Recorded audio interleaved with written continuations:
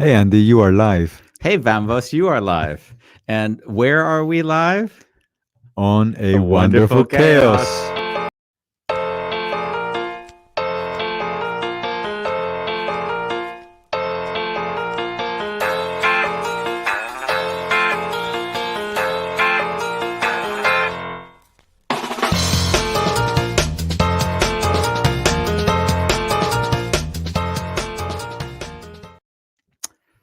Welcome. To another episode of a wonderful chaos. Do you know what episode we're on? I believe we're on episode 21. 21. I haven't got my glasses on. I often find when I have the glasses on and the green screen isn't working really well, then all of a sudden, like the image shoots through my eyes. Have you seen that? No, It's quite a funny thing. it's just you. It is just me. Outgrowing friends. Outgrowing friends. Wow. Like you actually came up with this subject. Yeah, I was surprised because I put it out there, and sometimes I put topics out there just assuming you're going to jump on them and be like, "Yeah, that one." And sometimes you just are like, "Oh, we're going to talk about that." Yeah, I can see how it relates into my life, but I see this as one of the fundamental issues that anyone dealing with their own personal development faces over and over and over again. So this is like a core topic for me. Like this is not like a peripheral one. This could be a week of trainings.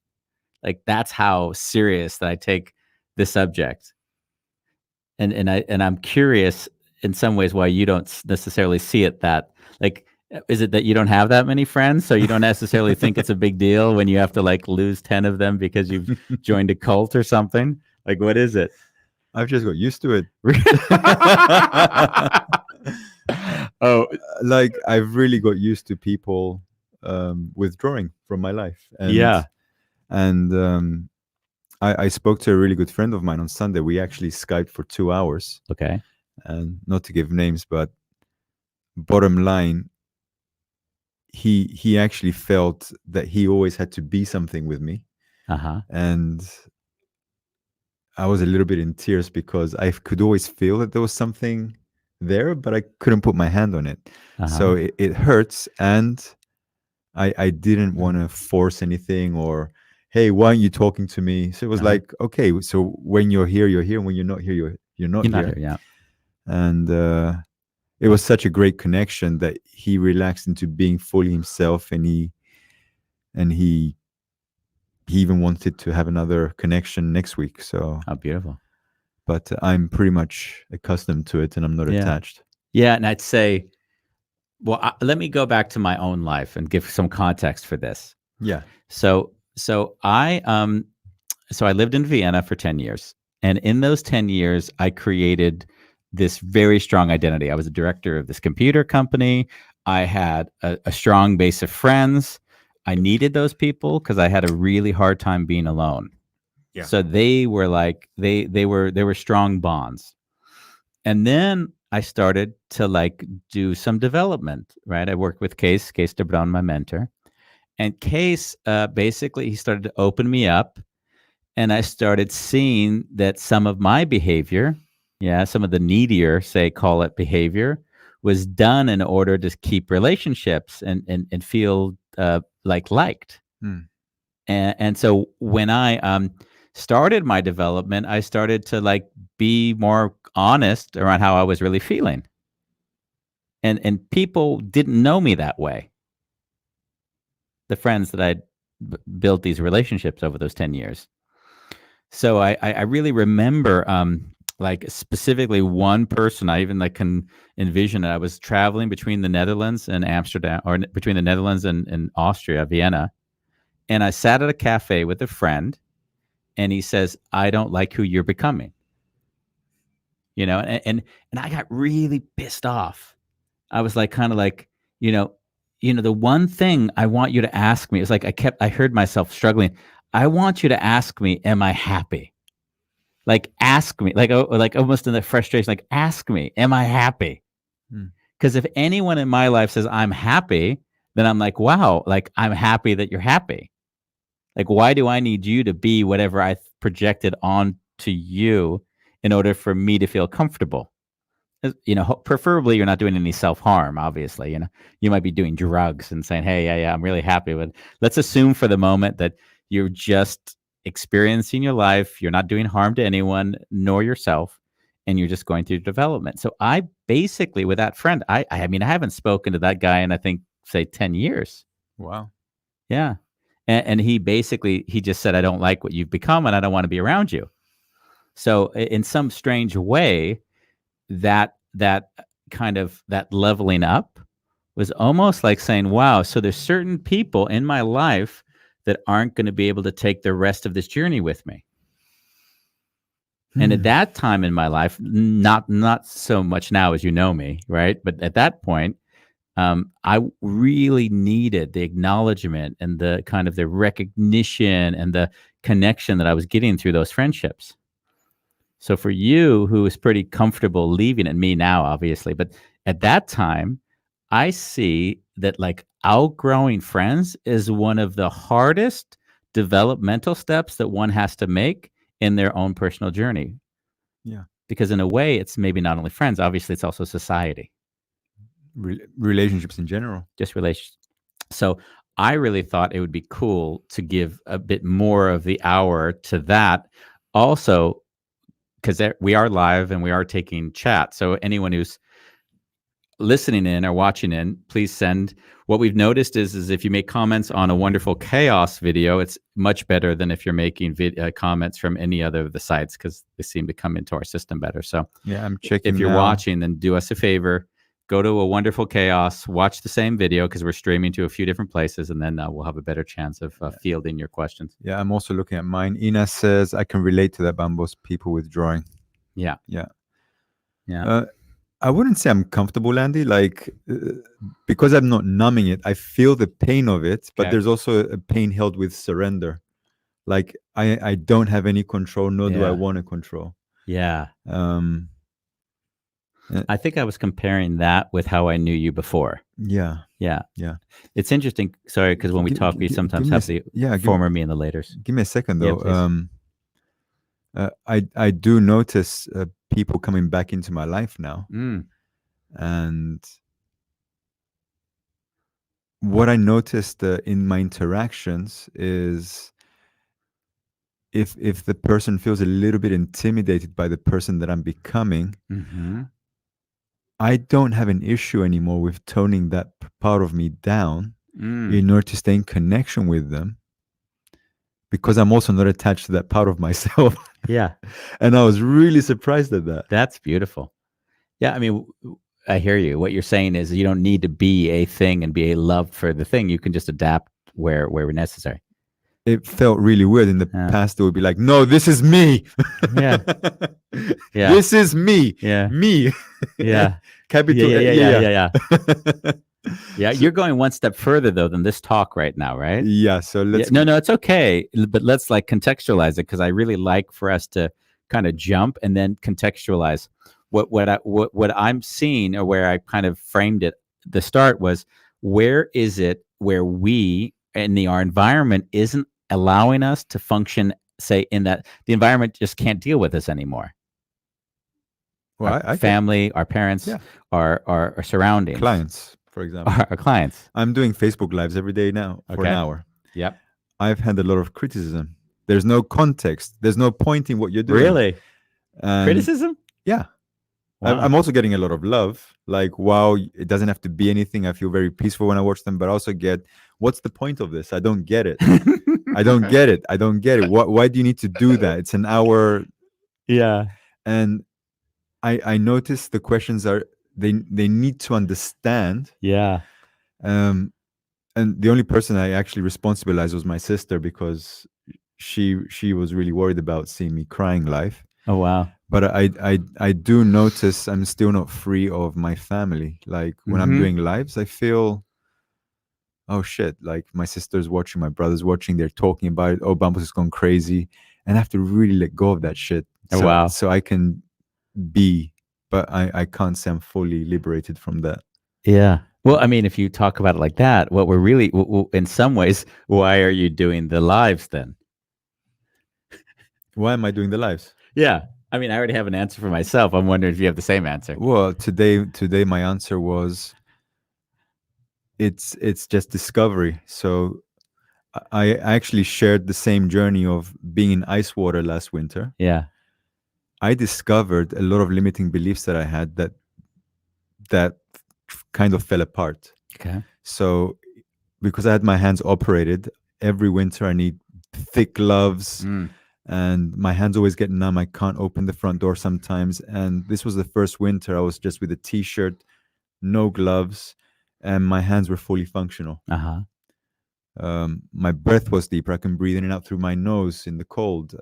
More energy, more focus, Uh-huh. more aliveness, even Yeah. more embracing of the winter. So these were all discoveries which came out towards the end of the winter, though, Yeah. Yeah. as a build-up, right? Yeah, I would say that you're doing the live so you can figure out how to get over your family issues. Because that's the resistance that comes up in you. How is life when Oh, you make peace with that? I would say it's not only my family. I Yeah. would also say I might be even damaging my photography business Oh, okay. in the corporate world. Okay. Because they're confused by the messages you're putting out. Yeah. Oh, wow. Yeah, that's kind of wild, isn't it? And I'm kind of observing to what degree can I also just surrender Uh-huh. And let that be okay. and let that be okay. And I can't pretend that it's okay. Yeah. No, you can't. I got I it. put so much work into relationships. Yeah. Let And that sink in for a minute. Wow. Mm. well, I even see my mind wanting to Mm. make the authentic relating page private, so people, not just anyone, but that's just me again trying to Control who can see you, yeah. and then So, and the whole point is letting wow. go of that. I'm almost sitting now because you've kind of taken this in a direction that completely goes in line with the topic. I just didn't see it going there, obviously, or now I didn't. Oh, I didn't either. Well, you when you're saying it, I mean, in some weird way, you are publishing intimate details about yourself on an hour per day, just for people who aren't aware of this. You just go online without a topic, you sit in front of the camera, and you share the deepest feelings you're having. And then and what I'm hearing is that in some strange way, if anyone watching that can't allow that to be who they see you and how they interact with you, you're okay outgrowing them in some instances. Yeah, in some instances. Okay. We have our first comment. Thank you, Mariana. Thank you, Mariana. What are you telling it? What are you writing? People think identity is always the same, but that is just an illusion. When they see change in the other's identity, it confuses them. It confronts them with the fact that their own identity is also just an illusion. I mean, that's a very elegant way of stating they just are having trouble with the projection that they have on the other person not being reinforced as it was before, right? And beautiful, of course. I mean, if we look at life, it's always coming down to identity. Always. Because once we're less identified, because I always have a trouble in the saying, oh, we are not identified, because even that's identified. It's this idea of there is the enlightened one. As soon as you go into the enlightened one, you're now projecting enlightenment onto another. Now you're actually losing agency over yourself because you're actually projecting it and then saying, wow, that's outside of me. That person has something I don't have. And now you're in this weird reinforcing loop of trying to get what they have, what you don't. Yeah. And so let's then step back and say, if we just accept that the prism or the filter which we look through life will always have some degree of identification. The only question is, how much are we willing and able to allow ourselves to look into that and sort of create some spaciousness to see what's behind it, and to the point where it dissolves one layer at a time, and then shifts, of course, because it's not necessarily just it's not a static thing. It's obviously, as Mariana has indicated, it's shifting based on whatever the impulses are that we're not necessarily in touch with ourselves, of course. Yeah. Well, another experience that I've had, Andy, is when I started my business as a photographer. Yeah. I said no to having jobs. I'm going to be a full-time photographer. So when my friends saw me living on leftover organic vegetables at the organic market, actually living like a bum, Mm-hmm. but I'm going to be a photographer. Like, and people who were not happy in their jobs were trying to give me advice on how to live my life. Yeah. I said no to that. So all of a sudden, I became the crazy one. Mm. So, and because I was Mm. having a hard time with my own mind, like I was already not believing in myself and just having the external source telling me that my internal thoughts were real, Yeah. I had to say no. Like, so it wasn't so much as an outgrowing as much Wow. as a, I need to shut you out of my life right now. I need to go dark. I need to focus on my And dream. why would you call that outgrowing? Because then I would say that is outgrowing them. Maybe you didn't perceive it that way per Because se. I pushed it away and it wasn't the other way around. Okay. Well, how do you, I mean, that's another question we might get into, right? Like, is it a question of you moving away from them or them shutting down and saying, I want to move away from you? Because it could be one or the other, right? Yeah. And somehow I don't distinguish those two. Okay. I just say we're not compatible. Like there's a moment in time when an individual begins to expand and their behavior shifts. Other people cannot relate to that behavior, and then there's a different dynamic that emerges. Yeah. And that either can reinforce a negative loop or maybe even a positive loop. Yeah. Yeah.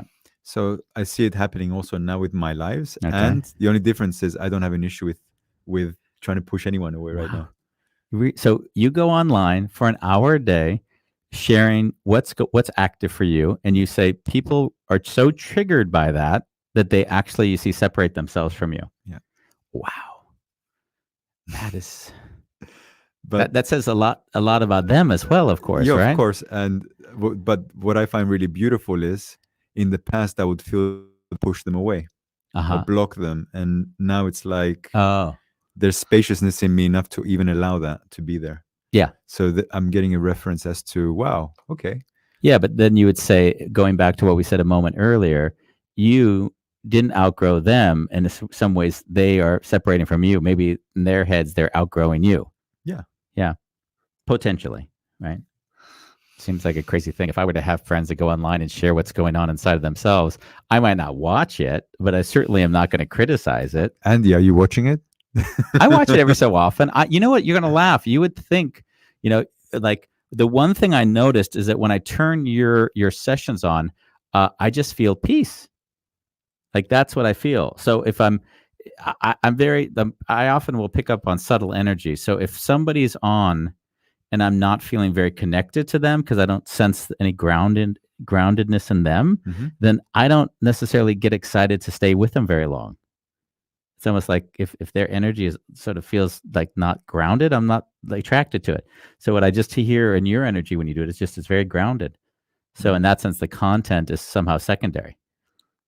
I often use the word channeling, like we're channeling when we're kind of grounded, speaking just without thoughts before. We're just channeling.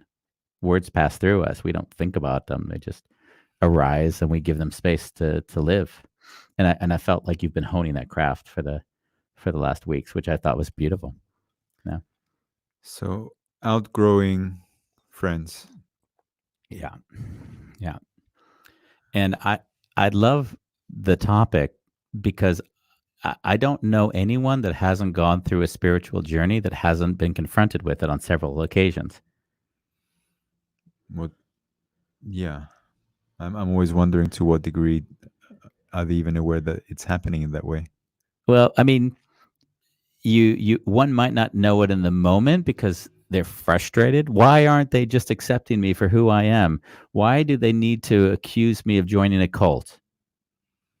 Why don't they just see me? That's what we'll often say as we develop. Why don't we like why don't we just see them? Or why don't they see me? I just saw the message that came in from Iris. I just wanted to embrace it as well. True. Your lives have a calming energy to them, Bambos. That's nice. Yeah. Thank you, Iris. Um so yeah, and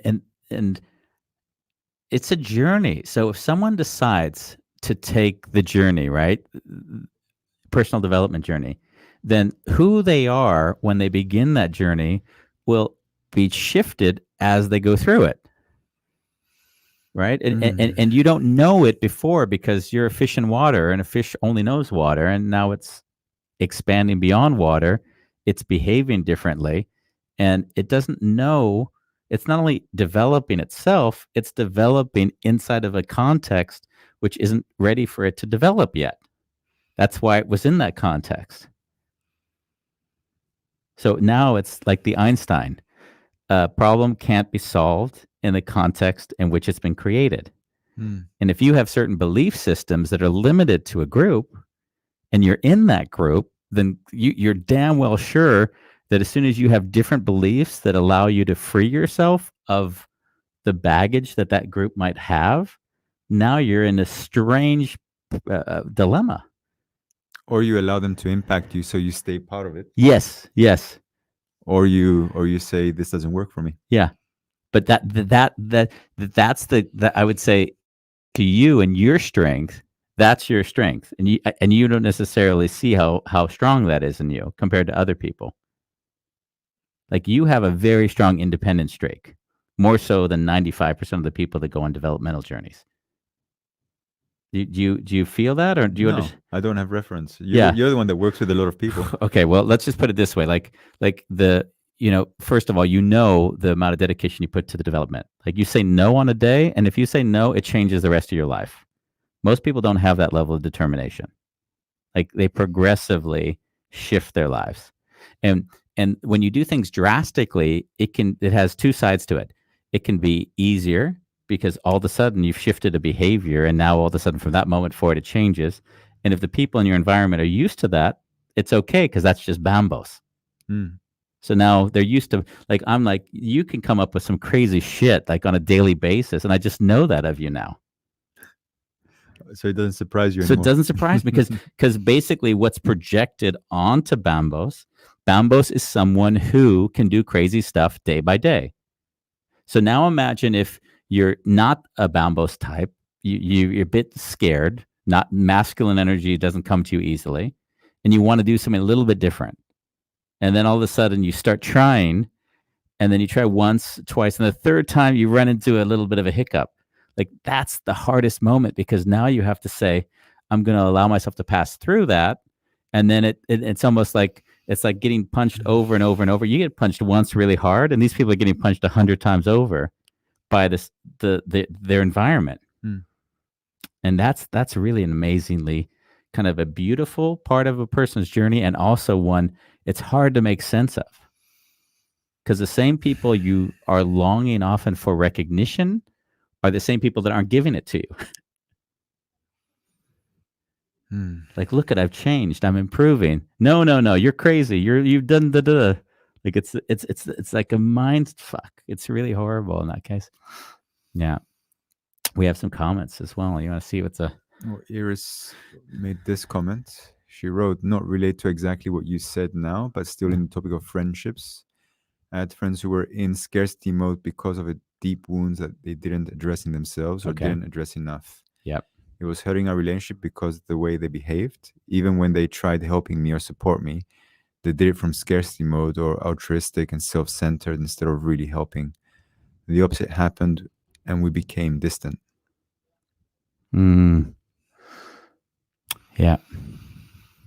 If I read that, I just feel spaciousness actually as a consequence.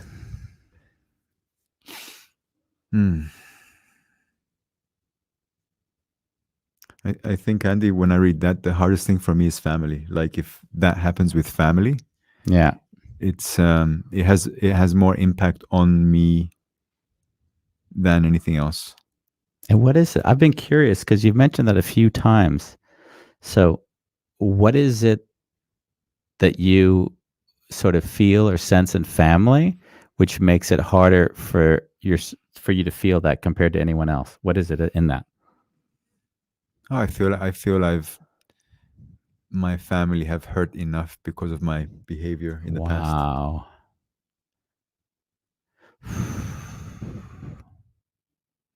So I've hurt my family so much I don't want to hurt them anymore. No, fuck, Andy. You're gonna make me cry again. Yeah, well, you make me cry with the honesty in it. Yeah.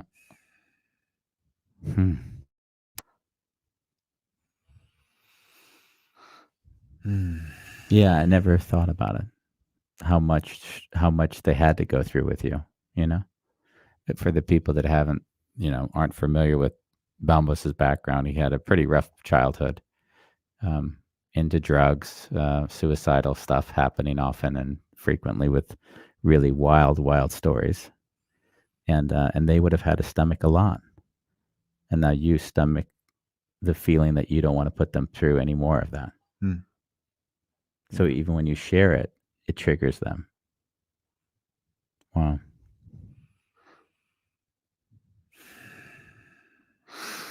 Mm. So outgrowing family is not an option. Yeah. Well, the weird thing is when you say outgrowing family, right? Mm. Wouldn't we say I'm okay being me, knowing that it might not be easy for them to accept that? Well, apparently, I'm still doing the stuff that I need to do for myself, Yeah, I mean, you're but still doing it, but there's still an aspect of it that, controls me. well, it controls you. I'd almost say, I would hope that the rest of your life you're taking others into consideration when you do anything, right? Mm. The question is always the hardest question is to what degree taking them into consideration are you minimizing what it is you do want to do for yourself? I lived in Japan, right, for those years. And in Japan, there's a lot of hard, fast rules. Like if you're studying in a university and you're writing an essay underneath your professor, never write anything that the professor hasn't already written. Because to some degree, in order to write beyond what he's written, you're kind of exposing the fact that maybe they weren't fully correct in their thesis. Mm. So the system and the society already enforces a large degree of conformity. Yeah. And so the question to ask is, where does that conformity become a societal issue? And when is it my issue? And how do I balance those, right? That's why they make laws and create governments, and philosophers have philosophized this for ages as individual rights against Yeah. society. Well, well, apparently, I'm still doing what I need to do, Yeah. and with the full awareness that there's consequences, and apparently, I'm gonna have to deal with the consequences. But to really like come from a space of love and Mm. understanding. When you say apparently I'm going to have to deal with the consequences, like I would love to reframe it. Please do. Um, we'll see how they're going to adjust. Mm.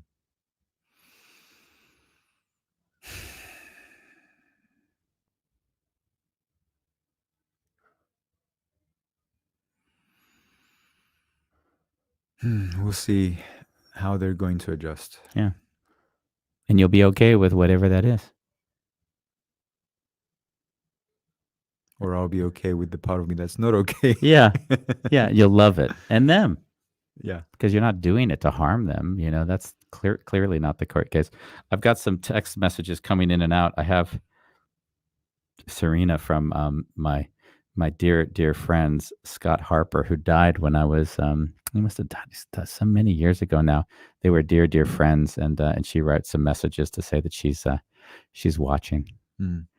and it's really sweet. Scott was one of these people that was very independent, like very independent, fiercely independent, like almost aggressive to the systems. So what happened? You got married? No, he didn't get married. He had hemophilia, and What's that? when you bleed, Oh. he bleed easily, and I think he was more susceptible to disease, and he actually ended up getting cancer, and he died. Yeah, he that's for another session. I drove off a cliff on Mulholland with him, and almost died 13 times down a hill. My parents didn't want us to hang out anymore after that happened, for sure.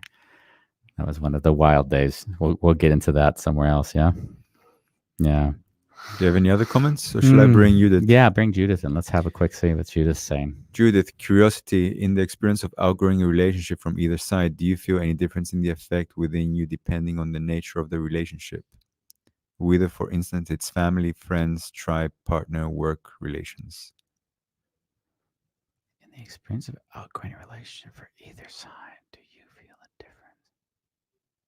within you, depending on. I is it the question to you and I? I'm assuming then. Yeah, but I mean, I don't understand the question well, actually. I mean, I'll give you my Take. rephrasing of it. So we've mentioned the outgrowing. We called it outgrowing friendships, but really, when we call outgrowing, it could be anything. It could be your friends. It could be people you work with. It could be society, your school friend, your partners, whoever it is. And I've noticed, and I've said this a lot, is that the more I project expectations onto a group or an individual, the harder it is for me to be surrender and be okay with whatever it is. So, like the ultimate mind fuck is that we project a lot onto family, Yeah, yeah, right? So imagine if a family was just like some guy you met, right? And then all of a sudden they project onto you and you're like, oh, I'm okay with you projecting onto me because sometimes people do that. And then you move on. But you're like, no, it's a family. There's like, I watched a TV special about Christmases and this is what a family looks like. And then that's not what we have. So it's like once the expectation comes in and then we project onto it, that's when we're screwed. that's how it should be. Yeah. I mean, the hardest thing, and people think it's so callous when I say it, but when I talk about Ronnie, I always say Ronnie and I are one day away from a divorce, right? Like always. And I say that because in a weird way, anytime an issue arises between the two of us, we deal with it in the moment. Because imagine this. Imagine if I say, actually, I'm going to suffer the rest of my life. I'm just going to accept that I don't like her. I don't appreciate her. I don't like, and I'm going to accept that. So now my life becomes quiet suffering. And you drag it on. And you drag it on for ages. So by allowing myself to say, I'm not going to buy the narrative for better or for worse, for richer, for poorer, and all of that kind of thing, because by buying it, it means I'm no longer present with her in the moment. We're not like immediately connecting around all the issues that arise because we somehow agreed that our life is about suffering. And I think people confuse it because they often think of it as being instant gratification. Like, oh, so if you're not happy all the time, you break up. No, that's not the point. The point is when we're not happy, we address it in the moment because we're not pretending like we're here to suffer together. So, do you always address it in the moment? I mean, the only exception is, and we made that rule some time ago, is that we can delay a talk. Like sometimes we don't want to talk about it in a moment. Yeah. But what we can't do is we can't say we're not going to talk about it. Like that's not acceptable. To the point where, in the book I write about it, like she came and she was being very confrontational and we saw each other only on the weekends. And it was like a Friday. I drove on the moped. Halfway back, she says, I just don't want to talk about this. Like she was very strict and confrontational. I was like, wow, so I'm going to have to sit with her energy all weekend long. So I just turned around and drove her right back to the train station. And then, but the thing was then she started to cry. And I stopped the moped and we hugged for a good half an hour. And then we were totally connected again, just totally present with each other without like the crazy, like, let's pretend like we're happy when we're really not. Like, that's just not a place I want to spend any time. Oh, Andy, I fucking love you. I don't know. I'm sure there's a lot of people out there like, God, Andy, I don't want to be together with that kind of. Okay, where are we? Nice. Elizabeth says obedience. Obedience. Yeah, I think that I saw that come up earlier when we were talking about basically systems around you forcing you to behave in certain ways, right? Yeah. And she, by the way, Elizabeth is running for office in Colorado. So I thought it was kind of sweet because that was when the subject came in around governments and the rights of the individual against the rights of society. So I assume that this keeps Elizabeth active. I hope it does, at least, because that's going to be her calling. I'm hoping for her.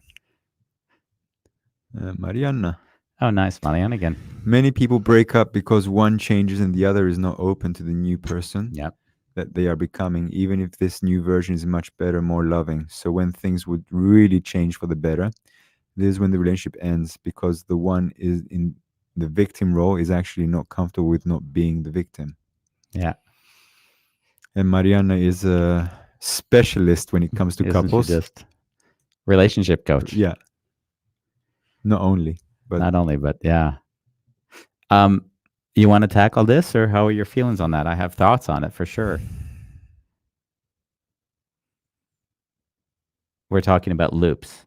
Yeah. One of the first things that I learned when I was doing personal development was I took out systems diagrams. Like, I don't like, because there's causal relationships like A, B, and then there's systems relationships like this has a relationship to this, has a relationship to this, and they're all interconnected and they reinforce with loops, right? Positive and negative reinforcing loops. And when I hear this, I kind of laugh and say, wow, so there's a relationship that has a loop, right? Possibly a negative reinforcing loop. And then one person steps out of the loop. Yeah. They don't let the trigger become the next loop where the person gets, aggravated, and then they reinforce it in one another. So basically, when one person steps out of it, the other person doesn't get the whatever they needed in order to jump on it anymore. And then obviously they might even start getting aggressive. They might start getting it, and then they go to the blame game, right? Like, you are different, or you are this. Or it all becomes what you're not giving me. So the personal responsibility just drops out. Yeah.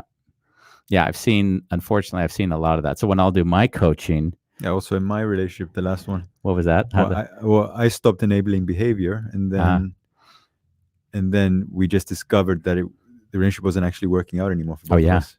Yeah, that's the thing. Once you don't reinforce it anymore, oftentimes things have to redefine themselves. And if this foundation isn't strong enough, then there's a real problem. Yeah. Because the foundation of a relationship can kind of like graduate from many different experiences, right? You can even grow closer as one of the partners sort of levels up. Let's call it leveling up. But if you need them to be a certain way so that you feel comfortable, that's what I would call codependency kind of comes in. That was very present. Yeah. Fully codependency stuff.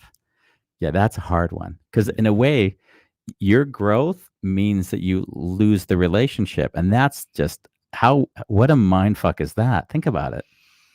So I'm growing, but as I grow, I'm not giving the person what they need. And they're now blaming me for that. And now we've got a whole different issue.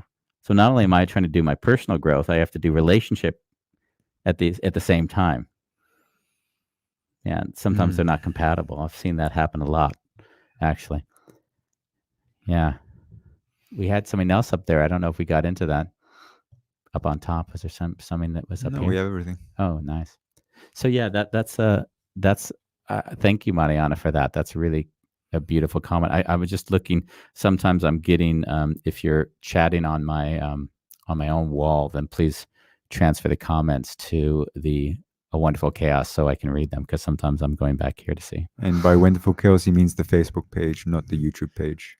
Yes, the Facebook page, not the YouTube page. Thank you. You're welcome. Yeah.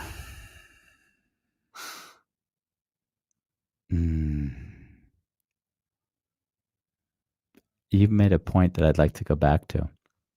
What was that? I had an interesting distinction that I think would be nice to dig into a little bit.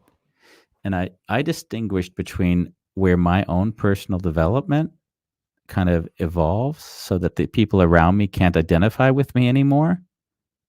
And then either they leave or I just see that there's just not a connection anymore. There's another instance where people are getting triggered, and it might not be about emotional development, right? It might just be because I think we might confuse those two, and I'd like to make sure that we don't. Like, you're just being a dick. I can see why you would say that.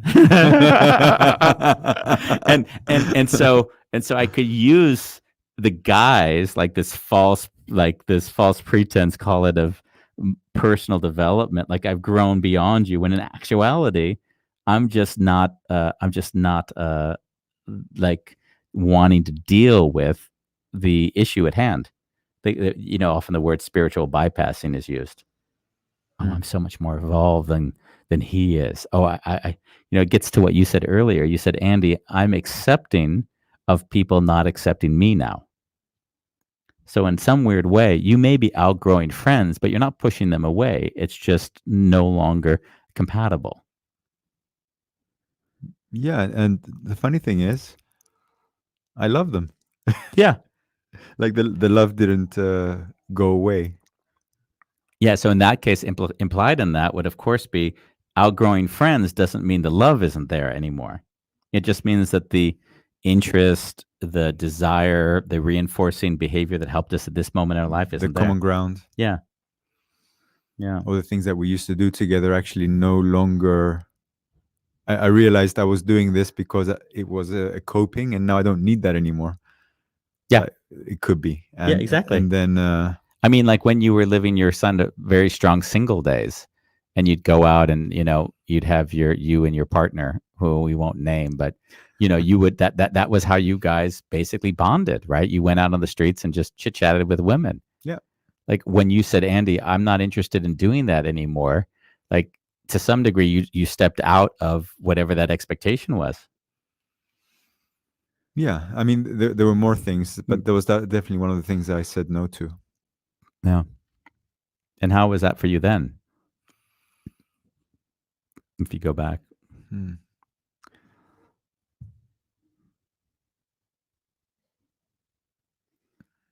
Hmm. Well, he was someone that I spent time with all the time, All the time. so I had to let go of having that kind of person by my side all the time because Mhm. we spent time every day. Yeah, you were like a relationship. You were more than friends in that sense. Yeah. Yeah. So sometimes if you say yes to yourself, it has the consequence of, oh, hello, loneliness, Yeah. aloneness. Yeah. Do you feel the aloneness now? Because when you started in your development, and I started in mine for that matter, it was really hard for me when I did something with a good intention and it wasn't acknowledged by the other person. Like I sort of needed some degree of acknowledgement from the other person to say this is okay that we're struggling, and basically I'd like for you to see that my intentions were good. Like I had a deep need for that when I was starting in my own development, and I use myself as more the barometer now. Like I know what my intentions are. I know that it doesn't mean that they'll succeed. Sometimes they fail, obviously, but Mm. I'm very comfortable feeling into what's really going on behind a certain action. So how was that for you, and how has that progressed over time? I would say that there's moments where I experience the experience of loneliness comes in, Mm-hmm. and it can be quite strong. But there isn't anything in me which like, oh, it shouldn't be there. Mm. As a, oh, I need to call someone, or I need to Mm. do an activity or numb it out. Um, and sometimes, like yesterday, I really felt for physical contact, Yeah. and I just saw myself wanting to order pizza, or or go make some pancakes, like all this kind of food which is like heavy, and I was just looking at myself like, we're not doing that. We're not we're not gonna do that. And it was like a drug pulling me because it was so painful to be in myself. Wow. It was so painful, Andy, and I didn't give, like, now that I'm acknowledging it fully, it was really painful. And I fully allowed that to be there. Like I said, we're not gonna eat, we're gonna just sit with it. Hmm. And then all of a sudden I'm on YouTube. I'm like, Bambo, get away from the computer now. Get up. Go go go sit on the middle of the living room, or lie down, do some torsions, breathe. Wow. Like, we're not gonna numb this. Yeah. Yeah, I know. I know. I mean, there's 100 ways to numb it. Netflix is also a great way to numb it. I'm so happy I don't have Netflix. Yeah. Oh, No, fabulous. that would be the end of me. Yeah. Hmm. Yeah. Outgrowing friends. Yeah, I'd say in the development when I left Vienna and I moved to Amsterdam, from call it the 15 to 20 good friends that I had, there were two that were very staunchly against my journey, like against, right? The Austrians can already be pretty like strong and negative. That's an energy that they've carried in their culture for a while. But they were in such a way that if I go back to it, it feels like it's like there's this deep pain there. Like I can feel like, oh wow, that's that little boy that just wanted to be seen and loved and appreciated for what he was doing. And if I go behind that, wow, I mean, it would go back to my own dad, right? And then that would have been connected to that pain of being a kid and just, dad is, being verbally abusive, like living with that abuse. And in a weird way, I can see that was then transmuted into these characters who were just, you know, like anything, I was exuberant about my development. So if I had met me now, I would have been irritated by me, right? Like, because you're just excited. As soon as someone learns something new, it's almost like, wow, just you got to see this. Everyone gets so exuberant around the new thing that you alienate people unintentionally because you're just so excited. Like, I just learned this. I just, and God forbid, because most training companies, I mean, their technique is to get the individuals that take the training to sell the training to their friends. Yeah. So in that way, you're almost priming them for difficult discussions with the people around them. I didn't luckily have that, but I was so excited about what I was doing. Yeah, people got irritated with me for sure. So I can see I even have a bit of more compassion for them. Yeah, you can be annoying sometimes. Of course. Hey, there's something else coming up in me. Yeah, what's that? So, in especially my male friends, when I said I can tone myself down and it's not an issue, internally I don't want to pretend though that I might not be doing them a favor, because to some degree I feel, or I'm picking up signals that there's intimidation to the extremes that I live in, that it questions their own masculinity potentially. Mm-hmm. And it makes it difficult for them to be with me. So by toning down, I meet them where they are. Yeah. But I'm not going to pretend but if ever they have a question where what could I do to elevate myself, then that might be the thing that we can unpack together. But when there's no questions, then obviously there's nothing to. Like I always say, if someone doesn't have a question, then it's your identity that needs to have them see or understand something. So the question is why, for me, then why are you talking? But as you speak now, there's two things, like your lives, you're going online, you're speaking into the camera for an hour and you're only broadcasting. So everyone has the right not to see your broadcast. Like you're not telling anyone they need to be at your broadcast. Actually, I tell them, don't watch my broadcast. You ended today's broadcast with "Thank you for not watching," which I thought was a beautiful way. Don't spit. The thing is that, like, if you are with somebody in present and you're behaving in a certain way in order to incite or create tension in them, then that isn't very authentic. So in some ways, then you're not really being there with them. You said before. And I knew that of you years ago, and I don't know it of you now. So now I know, I know who I sort of feel myself to be, and I don't need to impose that on others. Yeah. And that, I think that's a beautiful space to be in, because in a way, there's only invitation to be with me, and then I'll adapt to the degree that it works for me. But you'll also find that it gets ungratifying, I think, after a while to adapt. So I tend to hang out with people that whatever can tolerate me, right? That's not going to leave a lot of people. Exactly. Or maybe I'll discover new connections, actually. Yeah, and that's the biggest desire, because when we started this, we kind of, in a weird way, we started with a negative. We said outgrowing friends. But if you look at it the other way, you would say, I'm attracting the individuals that are going to reinforce this new way of being for me. High five. No, don't. No. Corona. Yes. But that's it. And it's the negative. So I say no to that group and I say yes to. And the funny thing is, we never know what the yes is going to be, because the yes is going to define itself just by walking in a certain direction.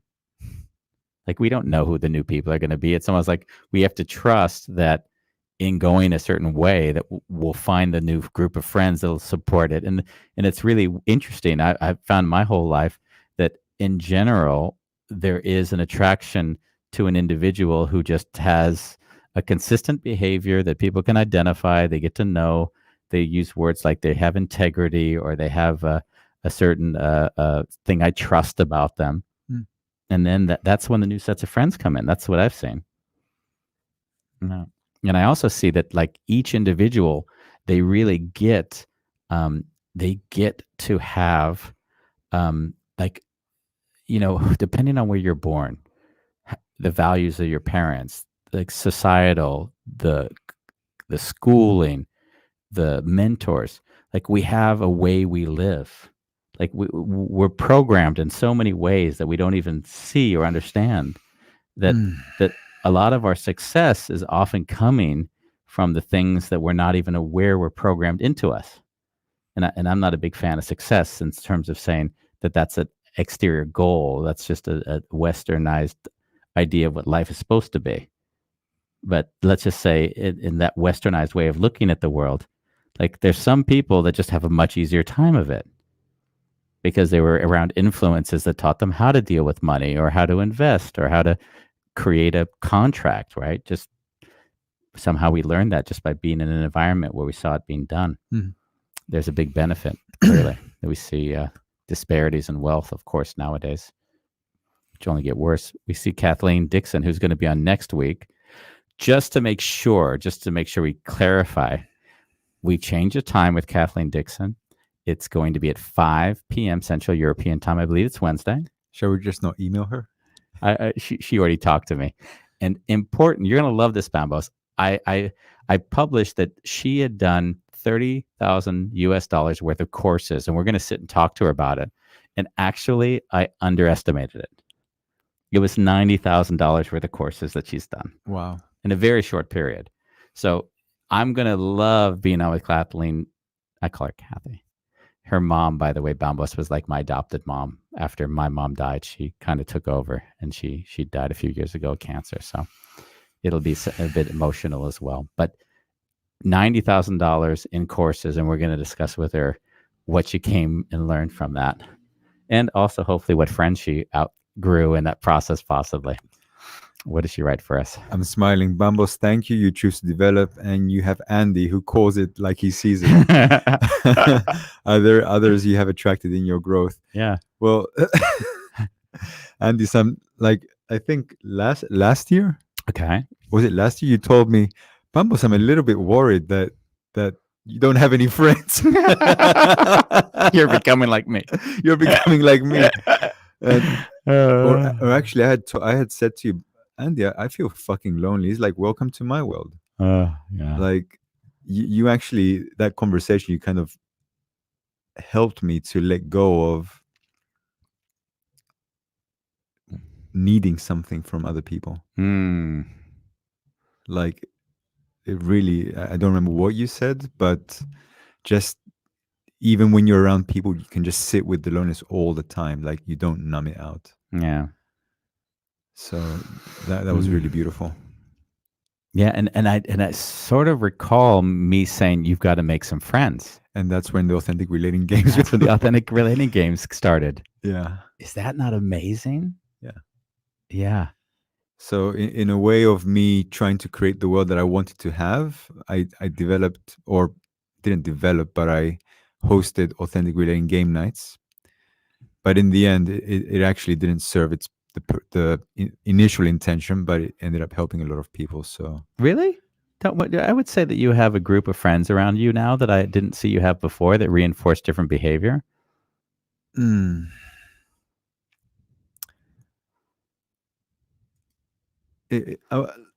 Like beautiful people, Yeah. but it But you still feel alone, you mean? Is that the case? yeah, definitely. Yeah, I would say. I feel there's a lot of love in our of group. Course. So the path has become narrow with friend. I find that to be true too. Yeah. Yeah. I think once you start to feel at peace with just being with you, there's just a wonderful beauty. Well, there's a not needing to fill up the gap. Not needing to fill up the gap. Yeah. Yeah. Isn't that beautiful?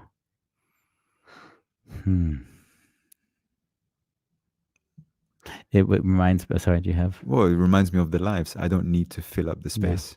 It also reminds me of the woman that we had on, right? Or Phyllis. Oh yeah. Phyllis was a guest we had, I guess, about 2 weeks ago, and it was only a week after she was on that she died. And when I was with her, and when we brought her on before, her last name, because I mean she has a very Serene. serene.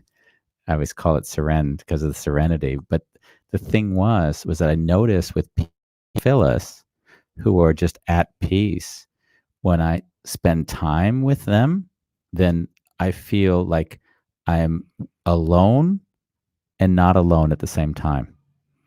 It's like I get to share my loneliness with another person who can also be with their loneliness. Fuck yeah.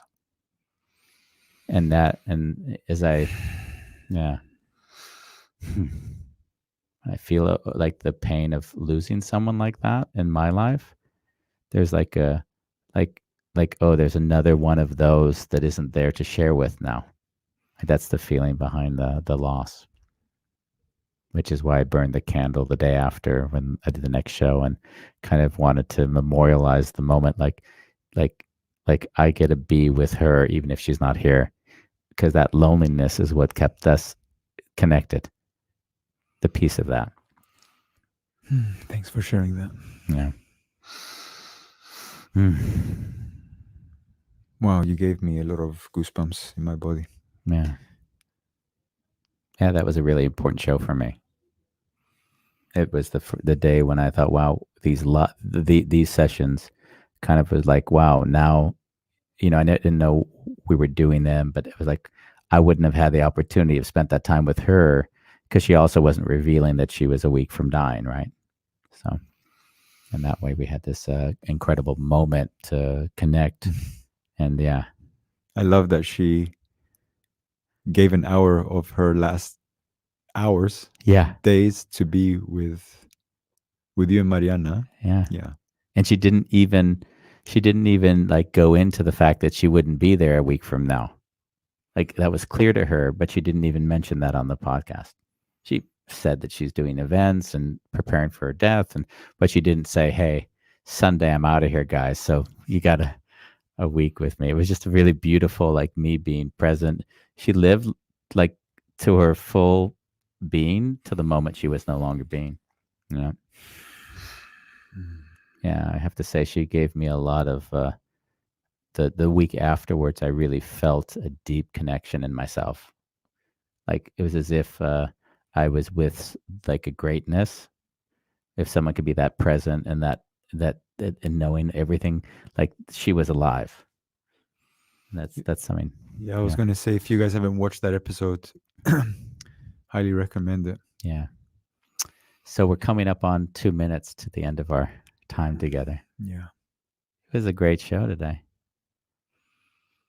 Yeah. It's interesting, the outgrowing friends.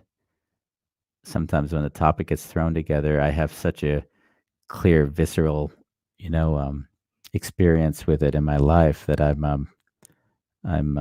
don't even feel like we talk about it. It's almost like I go back to the experience of, and also the coaching when people are dealing with others that don't accept them as they grow. So if you do feel alone in that in you, then do realize that that's probably you, like in that sort of crab shell, expanding beyond the crab shell's ability to hold you. Yeah. And in my mind, sometimes it comes up for me that I need to be loved. Yeah. And I'll fully own that. Mm-hmm. And it's okay. Yeah. It's great to need to be loved. Yeah. Yeah. And it's great to be loved. And it's great to be loved. Isn't it? So. A wonderful chaos. Episode 21. Episode 21. Tomorrow we have a fun episode, same time, 5 p.m. I actually educated myself about this guy, Andy. Did you? I did as well, actually. I've been reading articles about him, and you might have real questions for him. God forbid. We have on the show tomorrow Jan Six, who found a Rembrandt. He found a Rembrandt painting, guys. And he had a full motion picture made about that whole experience that made it into the documentary film festivals. It did very well. Did you watch it? I only saw the preview. I haven't seen the movie, but I see that it was supposed to go live, and then obviously because COVID, it never never like made it to the mass theater distribution it was supposed to have. But I have a funny picture of Jan because he's full body in a poster, and then I have a picture of me on the other side of the poster talking to him. So I just took an absurd moment, like I do. You know how I love to make light of life. Yeah. And Ronnie looks at me all the time like, oh my God, you're just embarrassing me. Please relax. So we love you. Thank you for coming. Tomorrow at 5, right? Tomorrow at 5. We look forward to seeing you. All the best till then. Yeah. Lots